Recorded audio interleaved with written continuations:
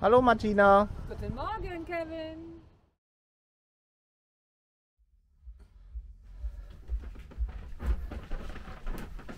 Hallo, wir wollen euch unser Happy Mobil vorstellen. Unser Konzept vom Haus am See. Na, oder Wolkenwagen. Oder mobiles Eigenheim. Na, ich sag immer Wolkenwagen mittlerweile. So, jetzt geht's los. So, Martina. Und schon geht's los. Unsere Fans stehen draußen. So, Willkommen im LKW-Hausbau 2022. Update. das wird die neue Roomtour, Das Ja. wird die Roomtour. dass wir fertig sind. Endlich sind wir fertig, sagt Kevin. Ja. Man glaubt es nicht. Martina zeigt's euch mal. Ja, und schon geht's los. Und zwar haben wir uns ja hier einen 7,5 Tonner ausgebaut mit einem etwas anderen Konzept. Ich denke, ihr seht es jetzt schon ganz gut. Wir hatten als Idee das Haus am See. Und zwar wollten wir drinnen immer dasselbe, also die gewohnte Infrastruktur, die man von zu Hause gewohnt ist. Und wir wollten, dass sich hier draußen immer alles ändert. Guck mal, wenn ihr jetzt rausguckt, da seht ihr Ferropolis. Da sind wir gerade auf einem Van-Treffen und nutzen die Gunst der Stunde. Das ist auch wirklich schön. Ferropolis 2022. Wir kommen 23 mit Sicherheit wieder. Hat uns sehr gut gefallen. Und wenn wir nächste Woche ein Video posten, kann es durchaus sein, dass ihr da einen See seht, einen Wald, einen Hafen. Also das heißt, wir haben draußen immer eine andere Szenerie und drinnen haben wir unseren gewohnten Luxus, den wir mögen. Martina kann euch den ja mal zeigen. Willkommen in meinem mobilen LKW-Hausbau. Auf der dunklen Seite der Scheibe. Auf der dunklen Seite der Scheibe steht Martina und heißt euch willkommen. Wir haben hier komplettes Haus konzipiert. Und zwar in diesem Kasten, den wir hatten von dem LKW-Möbeltransporter, haben wir einen Wohnbereich, den man umbauen kann, noch wenn man Gäste hat zum Schlafen. Wir haben die Küche, groß, 2,40 Meter lang, war uns wichtig. Einen großen Schrank zur Aufbewahrung von allen Kleidern, wenn man wirklich mal Wochen oder Monate in den Süden fahren will. Wir haben das Badezimmer mit Dusche, WC. Treppe rauf ist der Schlafbereich und unten drunter der Keller. Und Kevin zeigt euch jetzt das Klo. Ach, beim Bad bin ich also dran. Na okay. Ist ja auch ein bisschen technisch, nicht nur optisch. Also beim Bad hatten wir halt als Konzeption grundsätzlich erstmal die Grundfläche definiert. Ich wollte ein großes Bad, also groß in Anführungszeichen, 80 x 80 ist in einem Fahrzeug schon relativ groß, weil wenn ich mich hier hinstelle, ihr kennt mich ja, ich bin nicht der Kleinste, dann möchte ich mich hier duschen können, ohne dass ich hier so mich hier minimal klein machen muss. Das heißt, ich habe hier 80 x 80 als Grundfläche, habe hier nochmal 40 cm in der Tiefe für die Trockentrenntoilette. Super System. Kannst du mal kurz anlupfen, um zu zeigen? Ich lupfe mal an, zack. Okay, okay. Aber Und ist geruchsfrei. ja, dann haben wir im Bad eigentlich nur noch ein Fenster. Das seht ihr hier. Das war mir wichtig, dass wir ein Schiebefenster haben, weil wenn wir jetzt geduscht haben, das kann ich auflassen, wenn ich fahre. Weil das ist ja kein Ausstellfenster, das kann auch jetzt einfach bei der Fahrt mal aufbleiben. Hier den Koffer, kann ich euch ja mal zeigen, habe ich zum Spiegelschrank umgewidmet. Das ist hier abgetrennt mit einer Plexiglasscheibe. Das ist so ein bisschen unsere Designlinie, so ein bisschen Zeig mal die Dusche. Sperrmüll. Ja, hier ist eine handelsübliche Dusche mit Wärmeregelung, damit man nicht so viel fummeln muss. Was ziemlich cool ist, aber was nicht geplant war, aber was ich jetzt rausgefunden habe, ist, ich kann mir den Duschkopf aus Fenster halten und kann draußen duschen. Wir haben zwar auch eine Außendusche, aber das macht sich ja fast noch besser, einfach mit der Innen. Wir haben warmes Genau, da haben wir warmes Wasser mit der Innendusche zu duschen. Hier die Platten, das sind Tränenblechplatten, das ist eine schöne Oberfläche, die ist wasserfest Und gut zum Putzen. zum Putzen okay, gut ist relativ. Hier aus dem Rest habe ich dann gleich uns eine Lichtklappe gebaut, seht ihr ja, ganz einfach. Zacki. Und jetzt ist genug vom Klo, jetzt zeigen wir euch mal die Küche. Martina. Meine Küche. Das Schönste ist die Platte, die wir oben drüber haben. Wir haben alle Holzplatten mit Öl behandelt. Das heißt, es ist haptisch total wunderbar.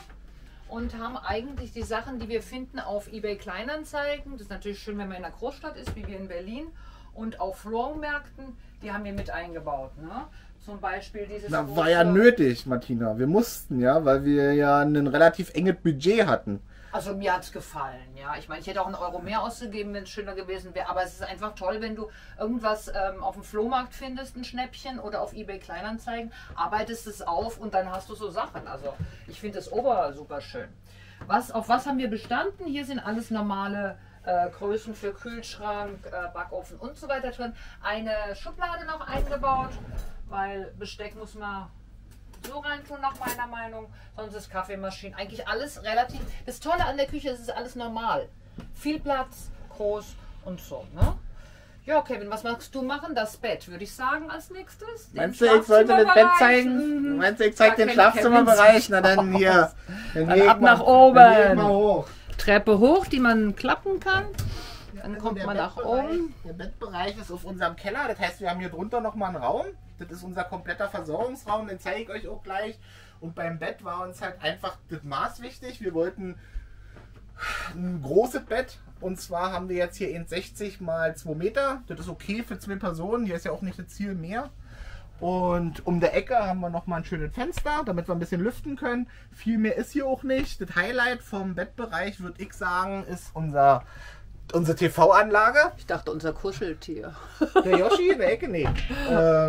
So, und zwar haben wir hier hinter der Klappe, erstmal hier, das ist ganz nagelneu, brandaktuell, habe ich mir aus dem Stabilbaukasten bedient und habe hier eine Tablet-Halterung gemacht, aber an sich haben wir hier einen Fernseher drinne mit dieser geschickten Halterung, und wenn man den jetzt so zurückschiebt, haben wir den im Großpanorama vorm Auge, wenn wir im Bett liegen, und wenn man ihn rauszieht, kann man ihn noch drehen, dann haben wir ihn im Großpanorama vor der Sitzecke. Man kann ihn auch wunderbar von draußen vom Balkon aus sehen, das heißt, wenn Fußball läuft und man anfeuern muss, dann kann man es auch von draußen tun, wo es ja auch mehr Spaß macht.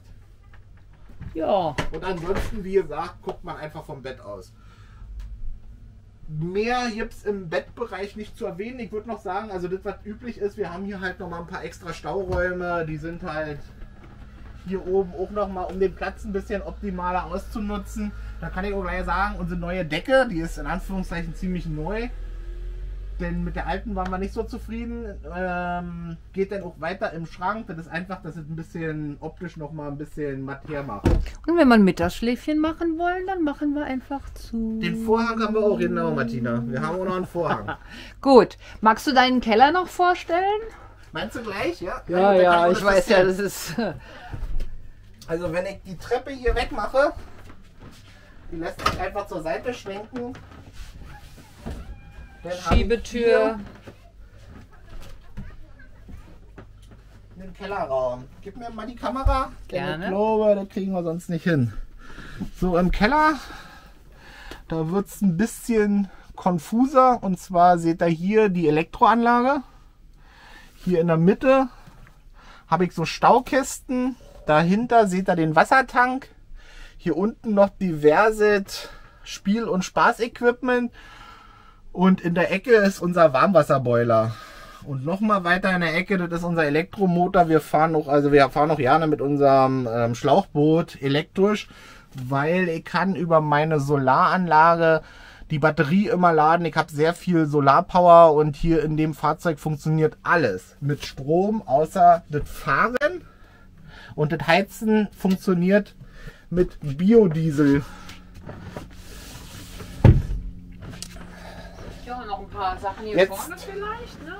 Jetzt macht Martina mal den Eingangsbereich Genau. optisch. Und ich meine, hier ist der Wohnbereich mit einer Anlage, mit einer Sitzecke für 3, 4, kommt drauf an, wie groß es ist, weil hier kann man ja noch dazu stellen. Wir haben natürlich so einen Tisch, den man wie jeder Camper runterschieben kann, dass es eine Fläche ist, dass man, wenn man Besuch noch hat, hier die Kissen umarbeitet, dann hat man hier das Matratzenlager. Ich finde den Eingang noch sehr schön, wenn du kurz schwenken magst. Und zwar hat Kevin meine Aluminiumkoffersammlung aufgelöst und hat die hier oben befestigt. Da haben wir das Bettzeug drin, wenn wir Gäste haben. Die Sachen, die wir eher weniger benutzen. Das ist mit Ketten auf der Seite zum Runterklappen. Und hier unten hat er den großen Aluminiumkoffer genommen. Das ist ein Schuhschrank, weil Dann ich mach habe ihn doch mal gesagt, auf. wenn wir von draußen reinkommen, dann muss auf jeden Fall der Schuhschrank sofort da sein, dass wir hier nicht... Die Leute können doch sehen, dass ich nur ein Paar Schuhe habe und du 7. Naja, das ist halt so, ne? Naja. Und weil wir haben uns entschieden, einen Teppich zu haben, weil wir mögen das total. Aber das ist natürlich, wenn man unterwegs ist, Sand und Strand, muss man natürlich darauf achten. Aber wir haben draußen auch dann, kann man später mal gucken, so eine Abduschsituation, dann kommt man hier rein, alles fein. Gut, jetzt kommt natürlich das Highlight. Ja, also Und mir ist ganz schön warm. Mir ist ganz schön geht's warm. los, Ladies and Gentlemen. Unsere Terrasse. Magst du mal rausgehen und ich folge dir? Meinst du? Gut. Na klar. Die Sonne ist da. Übergebe ich an dich. Martina braucht ein Hütchen. Weil ich meine, auf der Terrasse ist natürlich immer das Die Superwetter. meisten finden, das ist unser Highlight. Das ist unsere Terrasse. Die ist in dem Konzept als Grundsatz schon drin gewesen. Das ist meine Grundidee, um diesen LKW zu nutzen. Wollte ich diese Terrasse, also die in Anführungszeichen Ladebordwand als Terrasse nutzen. Das war halt meine Ursprungsidee. Deswegen habe ich mich für diese Fahrzeugklasse entschieden und mir dieses Fahrzeug ausgesucht, damit ich halt diese Fensterfläche habe plus nochmal hier 2,50 Meter mal 2 Meter als Terrasse, die ich ein- und ausfahren kann, also klappen kann. Und der größte Mehrwert, den wir davon haben, ist halt einfach, wir haben eine Aufbauzeit von 5 Minuten. Also wenn wir hier heute losfahren müssen, sind wir 5 Minuten später weg. Hochgeklappt, Stühle drin geräumt, also und dann hochgeklappt und fertig. Ja, wir sind sehr zufrieden mit dem Ding und Heißen euch vielleicht demnächst herzlich willkommen. Ne? auf der Terrasse, richtig. Bis dann. Martina kann ja noch LKW-Ausbau. zeigen, wie sie in dem Sessel sitzt. Hier, zeig doch mal, Martina, hier. Es musste ein guter Abschluss sein, ja? Ja. Ich im Sessel. Tada! Und so bequem kann man hier sitzen. Bei LKW-Hausbau. Bis dann. Aber wir zeigen euch draußen auch noch nachher. Denn los. Und schwuppdiwupp sind wir draußen. Wir zeigen euch die Außenseite, was wir verändert haben, was geblieben ist und warum und so weiter. Und eigentlich hat das alles Kevin gemacht, deshalb würde ich sagen, wir geben dem Kevin das Mikrofon. Wollen wir wechseln? Ja. Okay, dann würde ich sagen, fangen wir mal hier vorne an. Also grundsätzlich kann ich euch zu dem LKW erstmal sagen, wir haben ihn nahezu komplett so gelassen, wie er ist, draußen. Also wir haben ja den Originalkoffer benutzt. Wir haben hier die Originalkabine, so wie sie vom Hersteller ist. Wir haben auch keinen Durchbruch gemacht. Wir haben drinnen ja nichts verändert. Und wenn wir jetzt mal rumgehen. Apropos, das Graffiti ist nicht original, das hat uns ein netter Berliner Graffiti draufgemacht, ohne dass wir es wollten. Aber wir haben es behalten. Haben wir eigentlich bloß auf der Seite wirklich signifikante Änderungen. Also hier auf der Fahrerseite, da sieht man schon, dass es ein Wohnmobil ist. Ihr habt jetzt hier die Fenster, die hatte ich euch von innen gezeigt. Das große ist der Schlafbereich, wo wir gerade waren. Und das kleine, was jetzt noch offen ist, das ist halt das Schiebefenster aus dem Badbereich. Und hier, das ist eine Serviceluke. Die haben wir eigentlich bloß technischerweise drin, die brauchen wir ja nicht, aber das ist unser zweiter Notausstieg. Man muss für den TÜV 2 Notausstiege haben, also Gegenüberliegende Notausstiege. Gegenüberliegende, genau. Und das haben wir damit geschaffen. Wenn ihr da mehr wissen wollt, wir haben zu alles wirklich Detailvideos, da könnt ihr über jeden einzelnen Bereich... Ich mache unten die Links rein in der Beschreibung. Genau. Und unten haben wir dann jetzt bloß noch 2 große Kisten.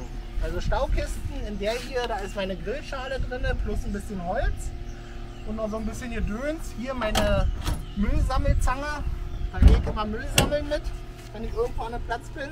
Und hier drüben habe ich auch bloß so Supplyment-Zeug. Also da sind Uffabretter, falls ich den materieren muss. Da kann ich darauf fahren, damit ich dann halt die Waage herstellen kann. Holz für die Grillschale. Hier der Tank, der ist nochmal ein 50 Liter Wassertank. Ah, das rote hier ist unser Dieseltank. Naja, Diesel ist teuer und wenn man es mal günstig kriegt, sind Und wir. hier hinten haben wir jetzt eigentlich an der Klappe bloß mal den Fahrradständer. Den habt ihr bestimmt schon gesehen. Den haben wir dran, damit wir halt ein bisschen mobil sein können, um das Fahrzeug zu benutzen. Und ansonsten haben wir hier hinten bloß noch, Martina, komm mal ran. Die Türklingel habe ich umgebaut zu einer Rückfahrkamera. Da gibt es auch ein Detailvideo, wie man das macht. Insgesamt kosten waren dann 40 € für eine 1A Rückfahrkamera. Kann ich Steht euch in der sagen. Beschreibung der Link. Ja. Und dann kommen wir eigentlich zu meiner Meinung nach zu einem Highlight hier draußen, und zwar unser Eingangsbereich mit einer relativ guten Treppe, die sehr gut durchdacht ist. Also wenn wir hier drin und raus wollen, haben wir hier unsere Tür, üblicherweise. Und jetzt haben wir eine Treppe, die ist so ausklappbar. Das heißt, ich habe jetzt hier 2 Stufen, kann hochklettern und das ist noch in dem Schwenkbereich der Tür. Das heißt, wenn ich die Tür aufkriege, komme ich auch rein. Wenn ich sie eingeklappt habe, ist sie in der Flucht der Räder. Das heißt, die stört mich nicht beim Fahren. Und wenn ich viel Platz habe, kann ich sie komplett ausziehen und habe dann 3 Stufen. Und das ist auch noch fast im Schwenkbereich. Also eigentlich wirklich optimal. Und hier hat man echte Stufen, also Männerstufen, wollen wir es mal so nennen. Hier kann ich auch mal mit was in der Hände hochklettern, ohne dass ich tödlich verunglücke. Weil die Leitersituationen sind oft sehr prekär, die ich so bisher gesehen habe bei anderen. So, jetzt sitzen wir hier auf unserem Balkon, sind fertig mit unserer Roomtour und wollen unsere Gäste verabschieden. Glücklich fertig, weil es ist hier auch sehr heiß und wir freuen uns schon, hier gleich hinhüpfen zu können. Ja. Falls euch noch irgendwas interessiert, also das Fahrzeug im Detail, wir haben zu allem nochmal richtige Videos, wo auch die Technik ein bisschen erklärt wird. Das wollten wir jetzt in der Roomtour nicht so intensiv machen, weil da kann man ja explizit nochmal ein Video bei uns gucken. Ist alles da. Einfach abonnieren und dann könnt ihr mal reinschauen. Also wem jetzt hier der Ausbau im Detail interessiert, die Technik und so. Na, bis dann, noch einen schönen Sommer! Ja, wünschen wir euch einen schönen Sommer. Tschüss!